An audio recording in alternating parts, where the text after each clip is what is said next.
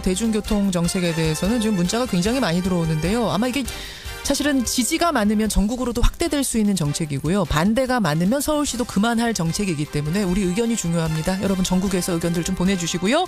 받으면서 2부 진행하겠습니다. 재벌개혁의 전도사에서 공정거래위원장으로 변신한 사람 김상조 공정거래위원장 오늘 만나보겠습니다. 최저임금 문제도 걸려있고 또 지금 가상화폐에 관련해서도 좀 궁금증이 있고요. 재벌개혁 얘기까지 질문거리가 많네요. 여러분의 질문도 보내주십시오. 수요일 라디오 재판정에서는 오늘 좀 스페셜 재판정을 마련해봤습니다. 어제 한 언론에서 국방부가 군복무 단축을 추진 중이다. 육군의 경우 18개월로 단축할 거다라는 보도를 하면서 하루 종일 떠들썩했습니다. 국방부에서는요. 여러 가지 안 중에 하나다. 3월에 최종 결정하겠다. 이렇게 지금 입장을 내놓은 상태인데요. 여러분 어떻게 생각하십니까? 오늘 스페셜 재판정, 스페셜 군사 전문가 두 분을 모셔놓고 이 얘기 해보겠습니다. 찬반 버튼 누를 준비해 주세요. 화제 인터뷰에서는 어제 화제가 됐던 편지 한 통의 주인공을 모시는데요. 38년 전에 울릉도에 놀러 갔습니다. 그런데 울릉도의 파도가 높아서 배가 뜨지 못하면서 일정이 늘어진 거예요. 여비가 모자른 상태가 된 겁니다. 이 신혼부부 할 수 없이 여관 주인에게 돈을 꿨는데 그 주소를 잃어버리면서 38년 동안 못 갚다가 38년 만에 그 돈을 갚았답니다. 이자까지 쳐서 50만 원. 참 신뢰가 무너진 사회라는 얘기들 우리 하는데요. 오랜만에 훈훈한 사연입니다. 이 편지의 주인공 전상구 선생님 연결을 해보죠. 50원의 단문 100원의 장문 유료 문자 샵 1212 카톡 레인보우까지 열어놓고 출발합니다. 그래서 경제검찰이라고 부르죠. 공정거래위원장 만나겠습니다. 사실 지난해에는 치킨값, 피자값 이런 것들 안정화시키는 일부터 시작을 했는데 올해는 어떤 일들에 주목하고 있는지 특히 최저임금 인상되면서 지금 사용자들 불만의 목소리가 나오는데요. 공정위에서는 어떻게 바라보고 있는지 직접 듣겠습니다. 김상조 공정거래위원장 연결을 해보죠. 김상조 위원장님 안녕하세요. 네, 안녕하십니까. 취임하신 지 6개월 되셨네요. 7개월 됐습니다. 역시 정확하십니다. 공정거래위원장. 네네. 어떻게 공정거래위원장이 보시기에 좀 공정해지고 있습니까? 국민들의 어떤 기대와 요구는 굉장히 높아졌습니다. 그렇죠. 거기에 맞추기 위해서 저희들이 열심히 노력을 하고 있습니다만은 아직까지 국민들의 어떤 체감하는 지수는 아직 그렇게 만족스러운 상황은 아니고요. 정말 올해는 국민들의 삶의 질이 나아질 수 있도록 저희 공정위가 성과를 내는데 더욱 최선을 다하도록 하겠습니다. 사실 지난해의 공정위 떠올리면은요. 저는 치킨이 제일 먼저 떠올라요. 치킨. 치킨. 거기에 대해서는 약간의 오해가 좀 있기는 합니다. 그래요? 예. 저희 공정위가 물가, 치킨값을 잡는 그런 역할을 하는 정부 부처는 아닌데요. 아니죠. 예. 다만 이제 그 가맹 사업의 불공정 거래 행위를 조사하는 과정에서 가맹본부들이 가격을 낮춘 것이었습니다. 그렇죠. 그러니까 지난 7개월은 치킨값, 피자값 어떤 국민 실생활과 관련된 부분의 공정함 거기에 주목을 했다라고 저는 판단을 하는데 통칭 갑질을 근절하는 데 집중을 했었습니다. 그러면 올해의 공정위는 어떤 분야, 어떤 부분의 공정함에 주목하십니까? 크게 세 가지로 나눌 수가 있겠는데요.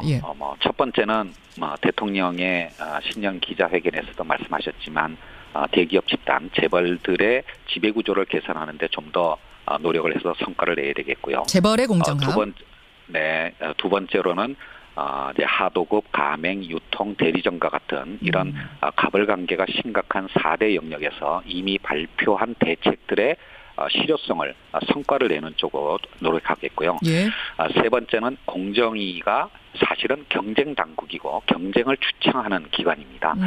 특히 이 분야에서 4차 산업혁명에 대응하기 위해서 우리의 어떤 규제를 개혁하고 시장의 경쟁을 활성화하는 그런 쪽으로도 집중할 생각을 갖고 있습니다. 자, 그중에서도 새해 들어서 가장 큰 경제 이슈부터 제가 좀 질문을 드리겠습니다. 네네. 최저임금이 7,530원 되면서 사실은 전년도 대비해서 꽤 큰 폭이 올랐죠. 영세한 6.4% 올랐습니다. 영세한 가맹점들, 납품업체들 하도급 업체들, 뭐 자영업 하시는 분들 다 지금 호소를 하세요. 인건비 때문에 어렵다. 저희가 얼마 전에는 편의점주 한 분 인터뷰를 했는데 알바생들한테 나가는 인건비 빼고 나면 또 그 프랜차이즈 본점에다가 내는 수수료 빼고 나면 우리가 알바생보다 더 적게 가져가기도 합니다라고 하실 정도거든요. 공정위에서도 어떤 대책들, 관련된 대책들 보고 계세요? 임금은 누군가에게는 소득이고 또 누군가에게는 비용입니다. 특히 최저임금 인상은 우리 사회에서 가장 어려우신 분들의 소득을 올려드리고 그리고 그것이 소비로 더 나아가서 성장으로 이어지는 소득 주도 성장의 핵심 정책이라고 할 수가 있겠는데 여기에는 당연히 코스트 비용이 따르게 되겠죠. 그런데 그 최저임금 인상의 비용을 그 노동자나 알바생을 고용하는 영세 기업들이나 소상공인들이 모두 부담하게 한다면 아마 감당하기 어려울 겁니다. 예. 따라서 저희 공정위에서는 이런 중소기업이나 소상공인과 거래하는 대기업 또는 가맹본부 그리고 유통업체들이 그 비용을 분담할 수 있는 방향으로 지금 대책을 마련하고 있고요. 실제로 이제 가맹이나 유통, 하도급 분야의 법령 개정을 통해서 저희들이 표준 계약서를 다 새로 제정 개정을 했는데요.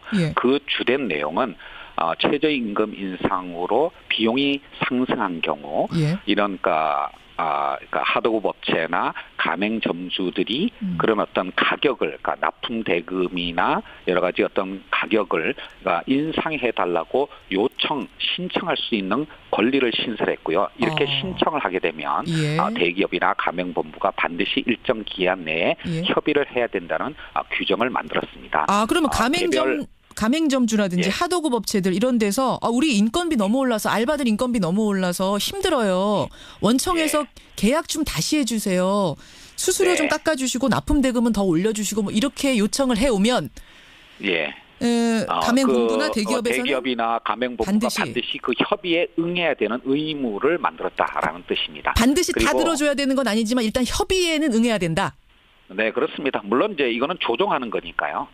그 결과는 이제 협상에 따라서 달라지겠지만 신청하면 반드시 협의에는 응해야 되고요. 그리고 개별 중소기업이나 가맹점주가 신청할 수도 있지만 협동조합이나 또는 가맹점 단체를 통해서도 신청할 수가 있게 돼 있습니다.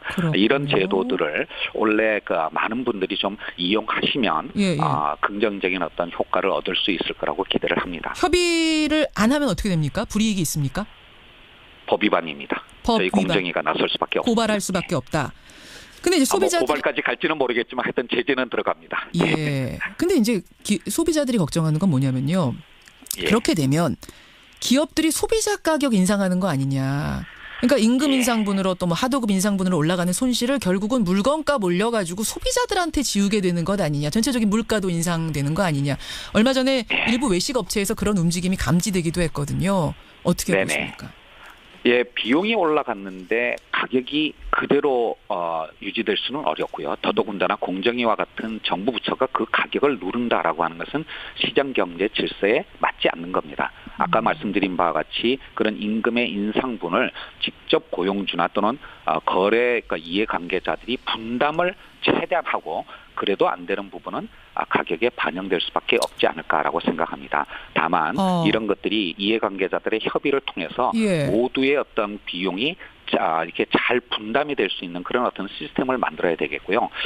이 시점에서 제가 정말 분명히 말씀드리고 싶은 것은 공정위가 이런 생활 물가를 안정시키기 위해서 조사해 나가는 그런 기관은 아니고요. 지금 그런 계획도 없다라고 하는 점을 분명히 말씀드리겠습니다. 그럼 소비자들은 좀 걱정이 되시겠는데 그러면 결국 물가는 개입 안 한다는 얘기니까 이거 물가 오르는 거 아니야? 우리가 당장 쓰는 것들 올라가는 거 아니야? 이런 걱정들 되시는데. 그 물가 대책은 정부 부처가 종합적으로 마련을 하고 있고요.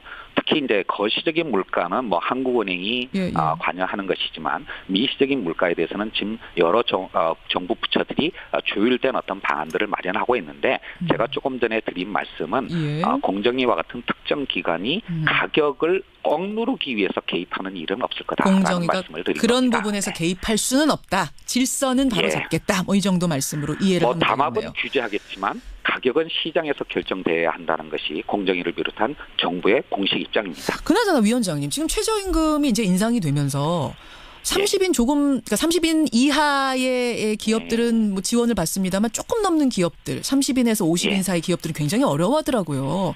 이런 불만이 그렇습니다. 나오는데 이게 그래도 1만 원까지 가는 겁니까? 최저임금? 그 부분에 관해서는 뭐 공정위원장이 공식적으로 답변을 드릴 이슈는 아닌 것 같고요. 그러니까 이 부분에 관해서는 이제 대통령의 공약입니다, 분명히. 그렇죠. 그런 차원에서 뭐 고용노동부를 비롯해서 정부 차원에서 이 최저임금의 인상 스케줄에 관해서는 신중하게 판단할 거라고 생각을 합니다. 알겠습니다. 공정거래위 김상조 위원장.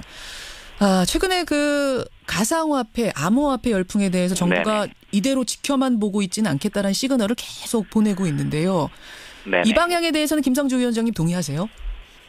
예, 뭐 블록체인은 아마 산업 지도를 바꿀 잠재력을 갖고 있는 혁신적인 기술입니다. 다만 그것이 가상화폐, 지불 수단으로 사용되기 위해서는 사회적 신뢰를 얻는 과정을 거쳐야 되는데 지금의 가상화폐에 대한 투자는 사실은 투기로 부를 만큼 불안정한 모습이기 때문에 그런 부분에 관해서 불법 행위에 대해서는 범정부 부처가 나서서 규제를 해야 된다고 생각을 하는데요. 그것과 관련해서 공정위는 이 가상화폐 거래소들이 저희가 공정위가 소관하고 있는 그 전자상거래법상의 통신 판매업자 신고를 하고 있는데 이 신고에 맞는 어떤 의무를 부담하고 있는지를 좀 조사를 하고 있고 더 나아가서 이 거래 상대방의 출금을 제한하거나 과도한 면책 규정을 두는 등의 약관법을 위반한 혐의가 있는가에 대해서 이미 조사를 들어갔고요. 빠른 시일 내에 결과를 내려고 하고 있습니다. 이미 조사 중이시군요. 뭔가 약관 어긴 거 없는지. 그럼 뭔가 좀 잡히는 것들이 있습니까? 전자상거래법 위반 문제와 약관법 위반에 대해서는 이미 조사를 들어갔고요. 전자상거래법 위반은 비교적 빨리 결과가 나올 것 같고 약관법 위반 부분에 관해서는 적어도 3월까지는 결과를 내려고 합니다. 그 결과에 따라서 규제가 들어가는 겁니까? 규제라기보다는 제재라고 표현하는 것이 더 적당할 것 같습니다. 그렇게 될 경우에는 심한 경우는 여긴 정말 안 되겠다 싶은 곳들은 폐쇄까지도 갈 수 있는 겁니까? 사실 저희 전자상거래법 상으로 가상화폐 거래소를 폐쇄할 수 있는 권한은 없습니다. 하지만 저희들이 조사 과정에서 발견한 여러 가지 불법 행위가 있다라면 관계부처의 통보를 통해서 적절한 조치를 취할 계획을 갖고 있습니다. 제가 잘 몰라서 그러는데요. 그럼 관계부처에다가 여기 통보를 하면 거기서는 이걸 업계에서 퇴출시키거나 이렇게 폐쇄시킬 수도 있는 거예요? 그것과 관련된 딱 맞는 법률 규정이 없는 것은 분명한 현실입니다. 왜냐하면 가상화폐는 최근에 새로 나타난 현상이기 때문에요. 관련 법이 마땅치는 않습니다만은 그렇다고 해서 정부가 아무런 수단도 없이 손 놓고 있을 수만은 없는 것이고요. 현행법을 통해서 또는 필요하다면 새로운 법률 개정을 통해 가지고 적절한 시장 경제 원리에 맞는 적절한 규제 제재 수단들을 마련할 생각을 갖고 있습니다.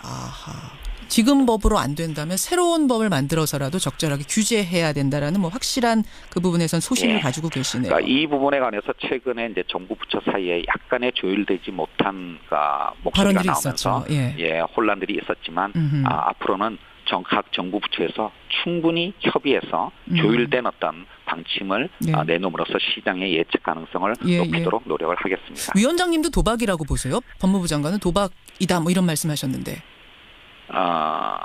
경제학자의 입장에서 사실은 투자와 투기는 거의 구분하지 못하는 게 경제학자의 입장입니다. 수수께끼 같은 말씀. 그러면 투자와 투기는 구분 못한다. 경계가 애매하다. 내가 하면 로맨스고 남이 하면 불륜 그런 정도의 차이라고 경제학자들은 이해하고 있습니다. 그러니까 이건 딱 도박이다라고 이렇게 못 박을 상황은 아니고 적절하게 규제해야 된다 이쪽이시군요. 경제학자의 입장에서 시장의 경제 활동을 금지하는 쪽으로 가는 것은 그렇게 합리적인 방향은 아니라고 생각을 합니다. 알겠습니다. 다만 그것이 일정 수준을 놓고 특히 법을 위반한 경우에는 그에 상응하는 어떤 제재가 따라야 되겠죠. 분명히 따라야 한다. 그런 의미에서 지금 조사를 하고 계시고 눈에 보이는 곳들도 있고요. 문제점이. 네네. 알겠습니다. 가상화폐 얘기. 자, 재벌 개혁 얘기 제일 큰 얘기가 하나 남았는데 할 수 있는 데까지 좀 해보겠습니다. 김상조 위원장님. 재벌들한테 셀프 개혁안 제출해라. 자발적으로 지배구조 개선할 기회를 주겠다. 안을 만들어라. 이렇게 제시를 한 게 지난해고요. 1차 데드라인이 작년 말이었는데 예. 최대 재벌이죠. 삼성하고 현대는 제출을 안 했습니다. 2차 데드라인이 이제 3월입니다. 예. 그때까지도 안 내면은 이거 어떻게 되는 겁니까? 뭐 그 전에 사실 얼마 전에 문재인 대통령께서 신년 기자회견을 하면서 대기업이라는 우회적인 표현을 쓰지 않고 재벌이라는 단어를 쓰셨습니다. 예, 그것은 대통령을 비롯해서 정부 전체의 재벌 개혁 의지를 나타낸 것이라고 이해를 할 수가 있겠는데요. 다만 그 수단들은 이미 대통령의 공약에서부터 작년에 저희 공정위를 비롯한 각 부처의 업무 계획에 다 들어있는 내용입니다. 즉 이 말씀은 뭐냐면 예. 후퇴함이 없이 일관된 의지를 가지고 재벌 개혁을 추진하되 그 수단은 충분한 일관성과 예측 가능성을 가지고 하겠다라는 것이고요. 뭐 제가 12월 또는 뭐 3월 이렇게 데드라인을 제시를 했습니다만은 예. 적어도 올 상반기까지는 자발적인 개혁을 촉구하면서 그래도 미흡하다고 하는 부분이 있다라면 하반기부터는 국회에서의 법률 개정을 통해서 보다 직접적인 어떤 개혁을 요청드리는 그런 어떤 노력을 할 계획을 갖고 있습니다. 2차 데드라인이 3월, 그럼 최종 데드라인은 상반기 끝나는 그 시점입니까? 그러니까 사실 2월? 12월과 3월의 차이는 큰 의미는 없고요. 왜냐하면 예, 예. 제가 3월이라는 말씀을 다시 드린 이유는 지배구조 개선 등을 하기 위해서는 주주총회를 거쳐야 하기 그렇죠. 때문에 절차가 3월 이제 주주총회가 끝날 때까지 기다리겠다라는 뜻이고요. 예. 그때까지도 어떤 의지에 대한 시그널을 확인할 수 없다라면 저희들이 이런 어떤 다른 부처의 어떤 계획과도 상응하는 어떤 수준에서 저희 공정거래위원회 소관 법률들의 합리적인 개정 방안들을 고민해서 결정할 생각을 갖고 있습니다. 알겠습니다. 아까 전에 투기와 투자를 경제학자 입장에서 나누기 어렵다는 말씀하셨는데 제가 아까 잘 이해를 정확히 못했거든요. 청취자들이 막 해석을 보내주세요. 이시한님은 공정거래위원장님 말씀은 결국 도박이란 말 아닙니까, 앵커님? 이렇게 보내주시는데 이분 해석이 맞습니까? 꼭 그렇지는 않습니다. 근데 분명한 것은 투자든 투기든 그 책임은 투자자 본인이 지는 겁니다. 그렇죠. 그 점을 지금 가상화폐에 투자하신 분들은 명심하셔야 될 것 같습니다. 지금 가상화폐의 가격 변동성이 워낙 커졌는데요. 큰 이익을 볼 수도 있지만 큰 낭패를 볼 수도 있다라고 하는 점을 잊지 않으셨으면 하는 마음을 갖고 있습니다. 예, 알겠습니다. 여기까지 말씀 듣고요. 올해 그 공정한 사회 만드는데 앞장서 주세요. 노력해 주십시오. 네, 최선을 다하겠습니다. 네. 네. 고맙습니다. 네, 감사합니다. 공정거래위 김상조 위원장이었습니다.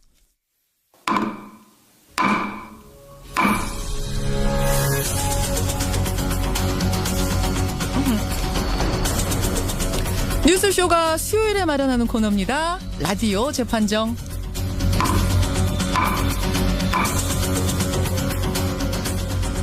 라디오 재판정, 한 주간의 뜨거운 이슈를 재판정에 올려놓고 양쪽 패널의 주장을 들으면서 여러분이 판결 내려주시는 여러분 잘 아시는 코너죠.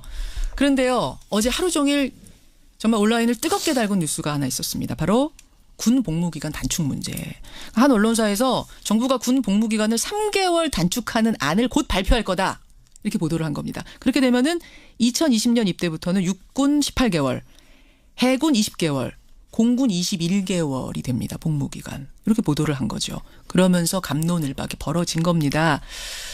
저희가 이 주제를 재판정에 올리려다 보니까 우리 재판정의 고정식구 노영희 변호사, 백성문 변호사보다는 좀 군사 전문가들을 모셔서 본격 토론을 해보는 게 좋겠다. 이렇게 저희가 자체 회의를 하게 됐어요. 노변, 백변도 동의를 하셨습니다. 그래서 굉장히 스페셜한 재판정을 좀 마련해봤습니다. 패널 두 분부터 소개를 할게요. 먼저 자주국방 네트워크 신인균 대표님 어서 오세요. 안녕하세요. 어서 오십시오. 평화네트워크 정욱식 대표 어서 오십시오. 예, 반갑습니다. 두 분 다 네트워크시네요. 네. 원래 군사 단체 관련된 시민단체는 네트워크 써야 돼요? 네. 아무래도 연대를 중시하니까. 예. 같은 네트워크신데 지금 의견은 반대신 거죠? 그렇습니다. 자, 우선 신인균 대표님 어디서 복무하셨어요? 저는 육군 병장. 육군 몇 개월 근무하셨어요? 29개월 근무했습니다. 29개월 복무. 지역도 어딘지 말씀해 주시죠. 저는 이제 남부지방에서. 남부지방에서. 좀 편한 데 있었어요. 그러시는 최전방은 아니네요. 29개월. 정 대표님. 어디서 얼마나 계셨어요? 저는 그 18개월 동안 매일 출퇴근을 했었고요. 예.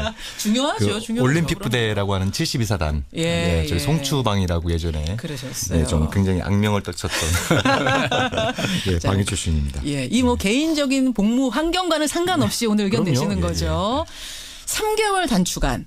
사실은 지금 국방부는 확정은 아니라고 했습니다. 확정은 아니라고 보도를 부인하긴 했습니다만 대선 공약, 문재인 대통령의 대선 공약으로 미루어 볼 때는 지금 가능성 높은 거죠, 신 대표님. 거의 확정돼 있는 것으로 봐야죠. 왜냐하면은 국방계획 2.0이라고 해서 여기 이제 3월 달에 그 의견을 확정을 합니다. 예, 예. 왜냐하면 5월 달에 이제 예산이 들어가야 되기 때문에. 그래서 3월 달 지금 다 돼 가지 않습니까? 다 돼가죠. 그래서 지금 거의 뭐 확정 단계에 있는 간이 아마도 새 나간 거예요, 언론으로? 기자의 취재력에 의해서 새 나간 것이다. 그렇게 저는 보고 있습니다. 거의 확정 직전까지 온 거 맞다. 저는 그렇게 봅니다. 자, 여러분 제가 다시 한번 말씀드릴게요. 그러니까 이 군 복무기간은 어느 정도 단축하냐면 2020년 입대부터는 육군 18개월, 해군 20개월, 공군 21개월 복무입니다. 특히 이제 군대 다녀오신 분들 문자 많이 보내주시면 좋겠어요. 의견들 주시면 좋겠고요. 또 이제 군대에 가야 될 분들도 의견 주시고 아들을 보내는 부모님들도 의견 주십시오. 샵 1212 카톡 레인보우 50원의 단문 100원의 장문 유료 문자 열어놓고 두 분의 입장부터 확인하겠습니다. 정옥식 대표님 어느 쪽이세요? 예, 저는 뭐 기본적으로 군복무 기간 단축을 찬성하는 입장이고요. 근데 이번에 나온 안은 조금 미진하지 않나 하는 생각이 듭니다. 좀 더 복무 기간을 단축을 하고 그리고 더 나아가서 이제 우리 사회가 지금 현행은 징병제에 기반해 두고 있지 않습니까? 예, 예. 좀 장기적으로 이제 모병제로 전환하는 문제도 좀 공론화할 때가 왔다. 오히려 좀 늦지 않았나 이런 생각이 좀 듭니다. 18개월도 너무 많다. 더 줄여도 된다? 예, 뭐 단기적으로는 가령 뭐 한 10개월 정도로 줄이고 12개월이요? 대신 이제 일부 병력을 직업군인으로 대체하는 그래서 예, 일종의 예. 징병제와 모병제를 좀 혼합하는 방식 등 또 더 나아가는 장기적으로 모병제로 전환하는 문제 이런 부분도 좀 우리 사회가 공론화할 필요가 있다는 것이죠. 그럼 지금 한 12개월도 가능했는데 네. 18개월이면 이거 상당히 넉넉하게 준 거다. 이렇게. 네, 그렇습니다. 자, 여기에 찬성하시는 분들 단축 혹은 찬성, 정 대표, 정 이렇게 보내셔도 됩니다. 신인규 대표님 어느 쪽이세요? 저는 반대예요. 저는 이제 우리 아들이 지금 군에 간 지 한 네댓 달밖에 안 됐습니다. 예. 그래서 이 안대로라면 우리 아들도 좀 혜택을 좀 보고 조금 빨리 제대를 하고요. 왜냐하면 여러분 2016년 입대한 사람부터 여기에 적용을 그렇죠. 받는데요. 딱 18개월은 아니지만 조금씩 줄여준답니다. 2017년 하반기에 이제 우리 아들이 큰애가 입대를 했고 둘째는 지금 고등학교 2학년이니까 전체적으로 다 혜택을 보게 되죠. 예. 그렇지만 전 반대예요. 왜냐하면 우리가 지금 안보 상황이 굉장히 위중하지 않습니까? 그리고 국방개혁 2.0이라고 하는 것이 인구 절벽에 의해서 어쩔 수 없이 출산율 저하 때문에 젊은이들이 적으니까 어쩔 수 없이 지금 현재 62만 명의 군대를 50만 명으로 줄이자. 예, 예. 이게 이제 국방개혁의 핵심입니다. 그런데 안 그래도 인구 절벽 때문에 줄여야 한다라고 하면서 거기다가 복무기간까지 단축시키면은 인위적으로 더 또 줄여버리는 자, 것이죠. 일단 거기까지만 지금 핵심적인 거 말씀해 주신 거죠. 여러분 군 복무기간 3개월 단축 안 된다 생각하시는 분은 반대, 유지, 신 대표, 신 이렇게 보내주시면 됩니다. 다시 한번 말씀드릴게요. 50원에 담은 100원의 장문 유료 문자 샵 1212입니다. 신 대표님, 네. 그러니까 18개월은 정말 안 되겠어요? 아까 정 대표님은 18개월보다 더 줄일 수 있다라고 말씀하실 정도였는데. 이제 아주 이상적인 말씀이죠. 아주 그러나 이상적인 이상과 말씀입니까? 현실은 조금 괴리가 있으니까. 그러면 가장 큰 이유 하나만 말씀해 주세요. 병력 숫자가 줄어서 안 됩니다. 저는 전투력이 줄어들어서 안 된다라는 것보다는 예. 병력 숫자가 줄어서 안 됩니다. 병력이. 왜냐하면 인구 절벽 때문에 어쩔 수 없이 줄잖아요. 아까 말씀하셨어요. 거기다가 3개월을 더 줄여버리면 한 달에 10,000명씩 줄어들어요. 그러니까 병력도 주는 데다가 숙련도도 떨어진다. 이게 두 가지가 합쳐지는 거예요? 숙련도 떨어지는 것은 장비의 질로서 보강을 할 수 있다고 봅니다. 저는. 그런데 숫자가 줄어드는 것은 이것은 부대가 사라지기 때문에 우리가 사실은 50km만 밀리면 서울이 함락되는 그런 전쟁이거든요. 그렇죠. 우리가 전쟁을 이기려면 180km를 전진을 해야 돼요. 예, 예. 남과 북이 조건이 달라요. 그런 예. 상황에서 우리 50km 자칫 방심하면 밀리게 되는데 그것은 숫자로 때울 수밖에 없는 어쩔 수 없는 부분이 사실은 있습니다. 그것을 간과하면 안 되죠. 이라크전처럼 예, 예. 생각하면 안 된다는 겁니다. 그래요. 정 대표님. 예, 안보 상황이 위중하기 때문에 이제 한국의 군사력 건설 체계, 특히 병력 체계를 근본적으로 재검토해야 된다는 것이죠. 지금이 뭐 북한이 소련제 탱크를 앞세워서 이렇게 남침할 수 있는 시기도 아닌 것이고요. 이미 현대전의 양상은 크게 달라져 있지 않습니까? 무기가 뭐 최첨단 그렇죠. 무기들이 무기 등장하죠. 체계 자체가 굉장히 좀 많이 달라져 있고 특히 이제 작년에 한미 정상회담을 통해서 한국도 이제 지대지 탄도미사일 같은 경우에 탄도 중량 해제도 받아냈기 때문에 전반적인 군사력 건설 체계가 바뀌어야 되는 시기인데 이 굉장히 그 어떤 구시대적인 그런 어떤 징병제에 의존하는 또 장기간 복무에 의존하는 이런 어떤 병력 수급 체계로 과연 이 시대가 요구하는 안보 상황에 걸맞는 그런 한국의 군사력 건설이 가능한 것이냐. 여기 일종의 이제 제로 베이스부터 병력 지도를 좀 재검토해야 될 필요가 있는데 뭐 그런 어떤 부분들 그러니까 너무 지나치게 대군 을 고집하는 이런 어떤 방식이 과연 한국의 안보 필요에 부합하는 것이냐 이런 것들에 대한 검토가 필요한 것이고요.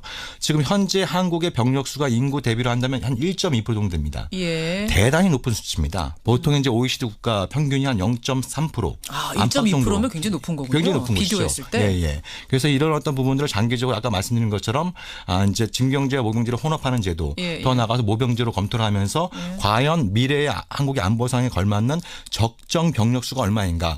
뭐 저는 개인적으로 한 30만 정도로 보고 있습니다. 30만 정도면 된다. 그것도 많은 아까 것이죠. 근데 신 대표님은 52만도 큰일 났다 하셨는데요. 이미 그 병력수로 전쟁하는 시대는 이미 지난 지 한참 돼 있는 거죠. 자, 병력수로 전쟁하는 시대는 이미 지났다. 30만도 충분하다. 신 대표님 지금 살짝 웃고 계세요. 30만을 다 전투부대로 생각한다면 뭐 그럴 수도 있죠. 예. 그럼 이제 30만이라고 하셨으니까 지금 이제 해군이 해병대 포함해서 한 7만 명 가까이 되고 또 공군이 6만 8천 명. 그러면 이제 해군 공군 지금 안 줄이지 않습니까? 그거 줄일 수 없잖아요. 예. 그러면은 그 해군 공군 빼면은 육군을 지금 정 대표님 말씀대로 한 육군을 한 15만 명으로 해야 되는데 그 사령부나 참모부서 그리고 뭐 기획부서 교육부서 어쩔 수 없이 내근직 또는 전투보직이 아닌 경우가 많습니다. 그거 어쩔 수 없어요. 그거는 조직을 유지하기 위해서. 그러면은 실제적으로 전투부대가 한 5만 명, 6만 명 이 정도 가지고 이제 전쟁을 해야 된다는 말인데 육군 부대를 말이 안 되는 것이죠. 아니 근데 무기가 최첨단화되면은 자 최첨단화되면 되는데 앞으로 이제 비전투 관리병 같은 경우에도 정 대표님. 이제 이 숫자도 다양한 방식으로 줄일 수 있는 것이죠. 그건 이제 일종의 이제 좀 민관하는 방안도 있는 것이고 또 동시에 이제 지금 뭐 4차 산업혁명이 이 시대의 키워드로 떠오르고 있지 않습니까? 그래서 지금까지 이제 군인이 하던 역할들을 기계가 대체하는 부분들도 빨라질 것이기 때문에 최첨단을 시설을 그렇죠. 말씀하시는 거예요. 전투 역할뿐만 아니라 비전투 역할 같은 경우에도 4차 산업혁명에 의해서 많이 대체가 될 것이기 때문에 지금의 어떤 기준, 과거의 기준으로 30만 병력이 적다 많다 이렇게 논하는 것은 시대적인 추세 맞지 않다라는 것이죠. 신 대표님. 4차 산업혁명으로 대체될 것이다라고 예상만 하시잖아요. 그럼 실제 어떻게 적용되고 있는가 제가 데이터를 말씀을 드릴게요. 그러시죠. 자, 병력이 줄어드니까 원래 모토는 첨단 전력으로 대체하겠다. 그래서 전력 그 부족분을 상쇄하겠다. 이게 국방계획의 모체인데 예를 들어서 2018년 현재 육군의 전체 예산이 19조 7천억 원이에요. 그중에서 그럼 전력을 증강하려면 첨단 무기를 사줘야 될 거 아니겠습니까? 그렇죠. 무기 구매 예산이 4조 8,700억 원인데 여기에 전년도 대비 3,400억 원이 증가했어요. 그래서 과거에 보수 정권이 안보 하면서 국방비를 뭐 3% 뭐 4% 이하 이렇게밖에 안 올렸다. 그러나 우리 진보 정부는 오히려 더 국방을 더 생각한다 해서 8% 이상을 그 국방비 올리겠다 해서 그렇게 적용하고 있어요. 아주 고무적인 일이죠. 그러나 우리 국민들은 그것이 전부 다 전력 투자로 가는 줄 알고 있는데 그게 아니라는 겁니다. 실제로 들어가 보니까 우리 장병들 봉급이 병장 기준으로 작년에 한 16, 7만 원에서 올해 40만 6천 원 오릅니다. 병장 기준 40만 원 됩니다. 40만 6천 원. 그러니까 이 장병들 육군에서 그 병사들 월급 오르는 것만 해도 6,300억 원이 올라요. 잠깐만요. 그래 여기서 월급 얘기가 잠깐 나오는데 약간 딴 길로 새는 거긴 합니다. 잠깐만 하면 안 됩니다. 6,300억 원이 올라요. 그런데 전력 투자비를 3,400억 원밖에 안 올리면서 그 엄청난 국방 예산을 어렵게 증액시켜 놓고 그중에서 이 절대 다수를 병사들 봉급 올리는 것으로 올려버렸단 말입니다. 그럼 신 대표님은 봉급 올리는 것도 반대? 봉급을 올려주는 거 좋습니다. 그러면 그거는 별도로 더 국방 예산을 더 올려야지. 더 올려야 된다. 국방 예산을 8% 우리 보수 정권보다 더 많이 올린다라고 근데 하고는 그 중에서 통계- 절대로 우리 살 돈 없다. 통계 인용을 그러니까 안 되는 것이죠. 통계 인용을 정 지금 대표님. 육군에 한정하고 있는데요. 예, 예. 지금 육군에만 한정을 하신 거예요. 전력 투자비하고 인건비. 예. 왜냐하면 제 병력이 말씀 육군만 들어보세요. 줄어드니까. 제 말씀 들어보세요. 예, 예. 그렇지만 전체 국방비에서 예. 이른바 방위력 개선비 주로 이제 무기 구매하는 데 쓰이는 비용 같은 경우에는 10% 가까이 지금 오르고 있는 상황에 있는 것이고요. 전체로 보면 사병의 임금은 전체 국방비에 차지하는 비율이 많지가 않습니다. 그러니까 병장 기준으로 해서 이제 2배 이상으로 이제 오르면서 이게 굉장히 국방비 인생의 엄청난 부분을 차지하는 것처럼 말씀하시는데 실제의 내용을 보면 그렇지가 않습니다. 왜냐하면 그래요? 사병의 급여는 워낙 낮은 수준이었기 때문에 이거를 1, 2시만 올린다고 해서 전체 국방부에서 증액분이 차지하는 비율은 몇 프로가 안 되는 것이고요. 오히려 지금 전체적으로 지금 병력 그 전력 개선에 우선순위 투입되고 있는 것이 상대적으로 좀 소홀히 왔던 공군력, 해군력 이쪽에는 육군보다 더 많은 비중이 있기 때문에 지금은 뭐 육군 따로 공군 따로 해군 따로 이렇게 전쟁을 수행하는 게 아니지 않습니까? 일종의 합동 전력, 전체를 통합 봐라. 전력을 갖다가 같이 봐야 되는 것이지 예, 예. 육군의 전력 투자비가 이렇게 별로 높지 않았기 때문에 아까 말씀드린 것처럼 어떤 이제 이렇게 첨단 과학군화되는 데서 이게 실제 이제 구호와 현실의 괴리가 있다 이렇게 단정하기에는 좀 무리가 따르는 육군의 것이죠. 전력 투자도 7.6% 증가합니다. 네. 증가하는데 우리가 기대했던 이 정도면 어쩌면 할 수도 있지 않을까라고 했는데 그게 의외로 병사들 봉급으로 상당 부분 지출이 자, 했다. 그래서 제가 왜 알겠습니다. 육군 그 이야기를 하냐. 예, 예. 병력의 감축의 거의 100%가 육군에서 감축되기 때문에 육군 이야기를 한 겁니다. 그래요. 제가 정리를 좀 해보겠습니다, 여러분. 여러분의 의견이 지금 굉장히 많이 들어오는데 보내주십시오. 보내주시면서 그러니까 병력이 줄어드는 게 큰 문제라는 게 이제 신 대표님 생각이거든요. 신 대표 뭐 아까 뭐라고 제가 반대, 단축 반대 이렇게 보내주시면 됩니다. 병력이 줄어드는 건 큰 문제다. 하지만 정욱식 대표께서는 병력이 더 줄어도 상관없다. 충분히 이 최첨단 무기라든지 시설로 감당할 수 있는 정도가 되고 있다. 이 판단 자체가 두 분이 다르신 거예요. 여러분 단축 찬성 이러면 정 대표 뭐 찬성 이렇게 지금 보내주시면 됩니다. 가장 많이 들어오는 의견은요. 근데 두 분께 말씀드리고 싶은 게 숙련도 문제를 제일 많이 지적하세요. 청취자 정광준님. 18개월이면 말입니다. 숙련된 업무 수행을 하기엔 턱없이 부족합니다. 아마 이분은 군대 자신의 경험을 말씀하시는 것 같은데 1년 정도 뭐 적응하느라고 이런저런냐고 보내고 나면은 금세 1년 가버리는데 6개월 가지고선 이게 그걸 응용하고 뭐 이러기는 부족하다. 정 대표님께 질문 드리는 것 같아요. 어떻습니까? 예, 이게 뭐 개인적인 차이도 있고 또 이제 그 병과에 따라 차이도 있을 겁니다. 뭐 그렇지만 저는 이제 여기서 제기되는 문제는 이제 몇 가지가 있을 텐데요. 예. 숙련도에 대한 걱정을 해결할 수 있는 방법이 몇 가지가 있다고 생각합니다. 일단 이제 아까 그 신 대표께도 말씀하신 것처럼 상당 부분이 이제 그 기계화되는 부분에서 대체되는 부분이 있을 것이고요.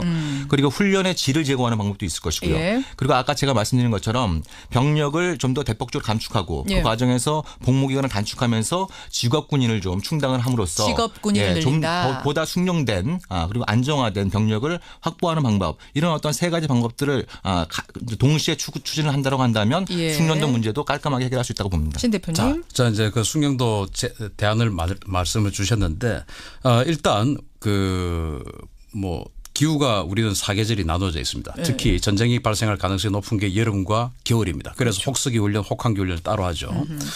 그런데 18개월을 하게 되면 겨울을 한 번밖에 지날 수 없어요. 여름을 한 번밖에 지날 수 없어요.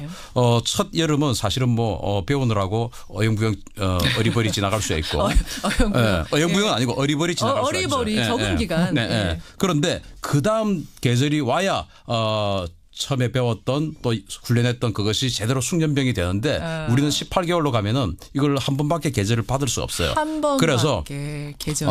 숙련도가 떨어진다는 말씀이 그 말씀. 근데 아까 기호 때문에 그렇고. 무기 같은 걸로 그래서 기간이 단축된다는 거거든요. 배우는 무기는 기간. 그래서 무기로 기간 단축되는데 예. 제가 아까 말씀드렸죠.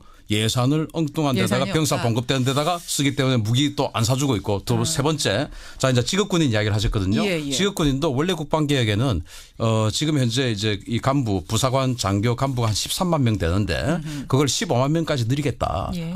그래서 병사 줄어든 것을 또 간부로 숙련된 간부로 대체하겠다라고 했거든요. 예.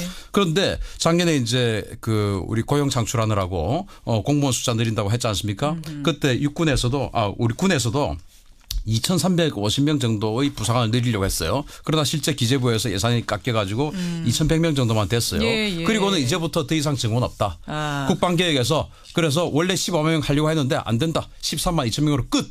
정리하자면 이렇게 정했습니다. 그래서 방금 정 대표께서 말씀하신 대로 첨단 무기 사주고 숙련된 그 간부 늘리고 하면 됩니다. 그런데 너무 이상적이다. 무기 안 사주고 알겠습니다. 숙련된 간부 안 늘리고 하면서 병력 감축하면 어떻게 하겠다는 겁니까? 아까 그러니까 신 대표 편에 선 청취자 문자는 제가 읽었고요. 이번에는 정 대표 편에 선 청취자 문자 하나 읽어볼게요. 최선용님. 꽃다운 나이에 남자라는 이유로 끌려가서 이거 방송용으로 적절치는 않습니다만 개고생해야 되는 게 지금의 상황입니다. 자유민주주의 외치면서 왜 병역 문제는 성역화시키면서 희생을 강요합니까? 이분은 전반적으로 고치자는데 찬성하신대요. 심지어 이분은 모병제에 가야 된다. 이렇게 지금 말씀을 하고 계시는 이런 문자도 들어옵니다. 여러분 마지막 30초 드립니다. 샵 1212 50원의 단문 100원의 장문 유료 문자를 보내주시고요. 지금 상황은 사실상 팽팽합니다. 상당히 팽팽합니다. 제가 정리하면서 두 분께 그럼 적절한 개월수는 어느 정도인가 좀 여쭙게요. 아까 정 대표님은 복무기간 12개월? 육군 기준 12개월? 예, 그렇습니다. 그러니까 12개월 거예요? 플러스 하면서 모병제 일부 요소를 좀 도입하는. 그래서 이제 1차적으로 중요한 거는 적정 병력 수에 대해서 우리 사회가 좀 공론화해 보자. 현재 한 62만 명 정도 되는데. 그러면 지금 이 상황에서는 몇 개월? 지금 18개월? 12개월로 줄이고 이제 그 직업군인 일부 보충을 하면서 한 50만 정도로 앞으로 한 10년 정도 유지를 하고 한 10년 후에는 한 30만 정도까지 감군을 생각하는 그런 어떤 방안들이 필요하다고 봅니다. 신 대표님은 저는 동결하는데 지금 이제 또 인구 절벽으로 사람이 줄어들잖아요. 그런데 이걸 또 현역 판정률이라는 걸 높여버려요. 그래서 마음이나 몸이 아픈데도 불구하고 어쩔 수 없이 원래는 군에 안 가야 되는데 군에 보내버려요. 과거에 이 제도를 만들던 86세대들이 저희들이 군대 갈 때는 현역을 50% 이하만 갔습니다. 지금은 90% 이상까지 부르겠다는 겁니다. 그 사고는 누가 감당합니까? 알겠습니다. 전투력 다운되는 겁니다. 자, 여러분의 의견 집계 종료합니다. 오늘 라디오 재판정 군 복무기간 단축 18개월 육군 기준입니다. 18개월 찬성하십니까? 반대하십니까? 여러분의 의견은 상당히 팽팽하게 왔어요. 사실은 오차 범위까지 생각하면 거의 찬성 46%, 반대 54%. 우리 뉴스쇼 청취자들은 아직은 좀 이르지 않느냐. 반대 쪽의 손을 조금 더 들어주셨습니다. 깜짝 놀라셨죠? 감사합니다. 그 CBS가 약간의 그 진보 성향을 띤 언론임에도 불구하고 아마 청취자들도 그런 쪽으로 조금 세팅이 되어 있을 거예요. 그럼에도 불구하고 이렇게 안보를 걱정한다고 하는 것은 대한민국이 아직 튼튼하다는 겁니다. 오늘 신 대표님 말씀 조금 더 많이 하셨어요. 정 죄송합니다. 그러니까 이게 저는 이런 걸 계기로 해서 우리 사회가 좀 제대로 된 공론화가 필요하다는 생각이 들고요. 우리 신 대표님께 축하 말씀을 드리고 그렇지만 이게 이 군복무기간 단축이 필요하다라고 하는 부분에 대해서 상대적으로 찬성 의견이 적었던 것은 제가 좀 토론 실력이 좀 부족했던 것이지 그 취지에 대해서는 좀 더 많은 토론이 필요하다라는 생각이 듭니다. 오늘이 사실 1차 토론 같아요. 짧은 시간 안에 끝낼 토론은 아닌 것 같고 두 분 모시고 한번 2차 토론 또 마련해 볼게요. 세부 주제를 가지고. 그렇게 그렇죠. 하겠습니다. 그렇게 하겠습니다. 두 분 오늘 고맙습니다. 감사합니다. 감사합니다. 오늘 스페셜 라디오 재판정 정옥식 대표, 신인균 대표였습니다.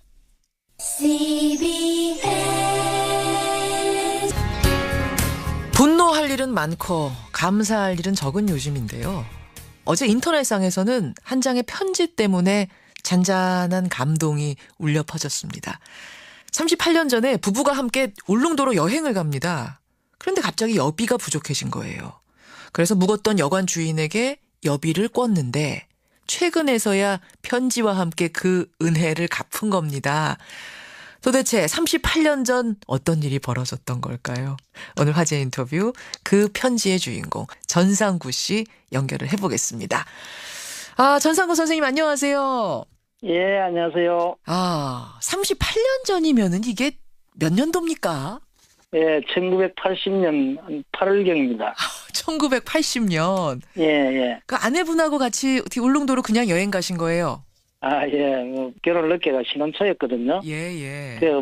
집사람이 학교에 근무했기 때문에 방학이라서 울릉도를 한번 가봤어요. 그러셨어요. 근데 어쩌다가 여비가 부족해진 거예요? 그때 그 임원항이라고 그래서 울릉도까지 최단 시간 걸린다 해서 그리 갔는데 그때 파랑주의보가 내려가지고 일정이 좀 늦어져 버렸어요. 원래 예정됐던 게 뭐 3박 4일이라면 그게 5박 6일 이렇게 그렇죠. 늘어진 거군요. 그러다 보니까 여유가 떨어져 버렸어요. 그때는 뭐 신용카드 이런 거 없으니까. 네, 그런 거 당연히 없었죠. 가져간 돈이 딱 그건데 이게 일정이 늘어나면서 돈이 부족해진 거예요. 예, 그래서 울릉도에서 다시 임원항으로 돌아오기는 들어왔는데 예. 집에 밀양에 올 차비가 없더라고요. 임원항이면은 그게 삼척인가요, 강원도? 삼척일 겁니다. 삼척에서 밀양까지 올 차비가 없는 거예요. 예, 그러다 보니까 뭐 염치불구하고 울릉도 가기 전에 묵었던 그 여관이 아마 이원기 씨 여관이라고 기억이 되는데 예. 근데 그 집에 가서 사정을 이야기하고 돈을 빌렸어요. 그러니까 울릉도 가기 전에 삼척에서 잠깐 머물렀던 그 여관으로 다시 찾아가셨어요. 달리 방법이 없었잖아요. 예. 그 지금 같으면 온라인으로 금방 돈을 송금받을 수도 있고 이랬지만 그 당시엔 그런 게 전혀 없었으니까. 그러니까 흔쾌히 그냥 빌려주시던가요? 제 기억으로는 그렇게 빌려준 것 같아요. 바로 갚겠다고 약속을 하고. 예. 근데 이제 그 집 주소를 적어가지고 왔는데 예. 왜냐하면 은행 온라인 통장이 있는 것도 아니고 그 당시에 그랬어요. 그래서 주소를 돈을 붙인다고 했는데 예. 본의 아니게 그 주소를 메모지를 잊어버렸어요.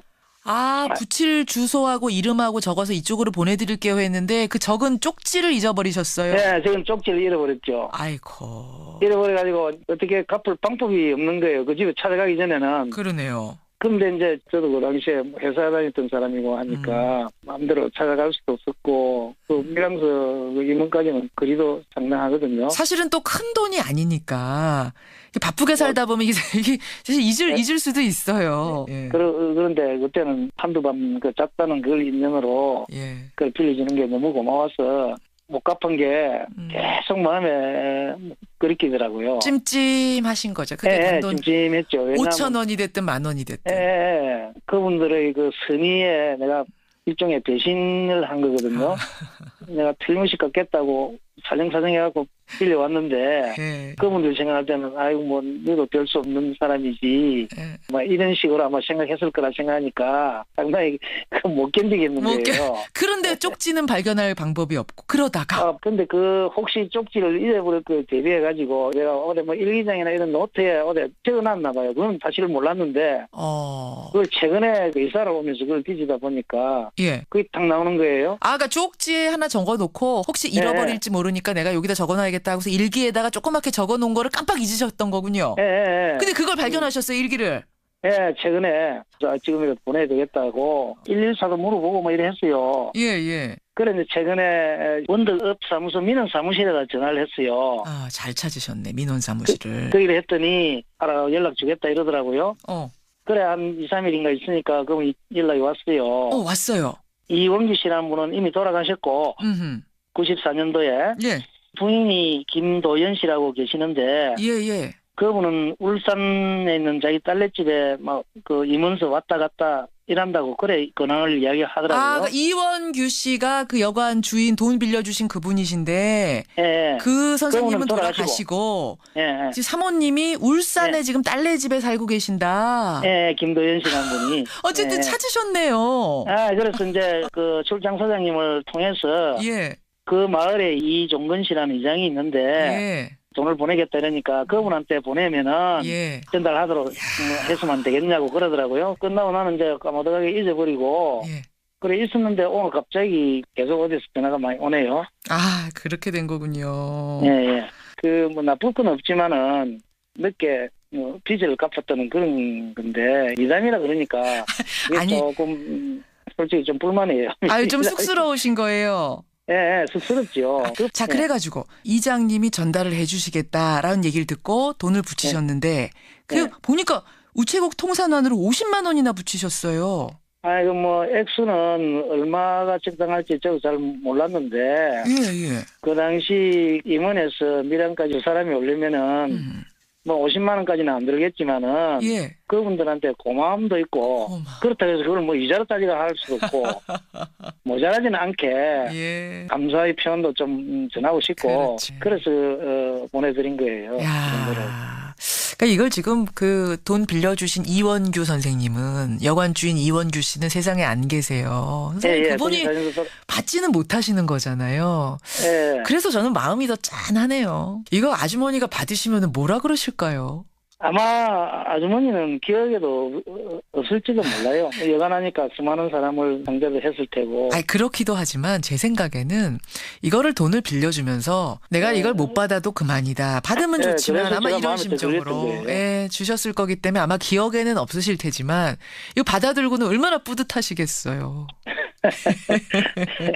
쑥스러워갖고 출연도 안 하시겠다고 하는 걸 저희가 억지로 모셨어요. 저는 좀 쑥스럽긴 하지만은 이 메마른 세상에 이런 조그마한 일도 그 잔잔한 그 뭐 감동이 된다고 참말로 그렇다면은 예. 그것도 또한 뭐 나쁜 일은 아니다 싶어서 그럼요. 주저주저 하다가 이렇게 인터뷰도 하고 이렇게 했습니다. 잘하셨습니다. 예, 불신의 시대라고 하잖아요.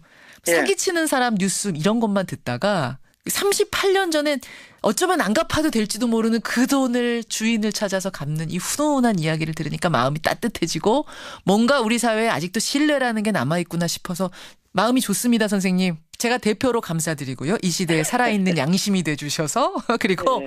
김도연 아주머니, 그러니까 여관 주인 그 사모님 만나러 가신다고 제가 들었거든요. 예. 잘 만나고 한번 포옹도 해주시고 사진도 찍고 예. 이러고 오세요. 예, 고맙습니다. 고맙습니다. 예. 38년 전 여관 주인에게 여비를 빌렸던 그 돈을 38년 만에 갚아서 화제가 된 분입니다. 밀양의 전상구 씨였습니다.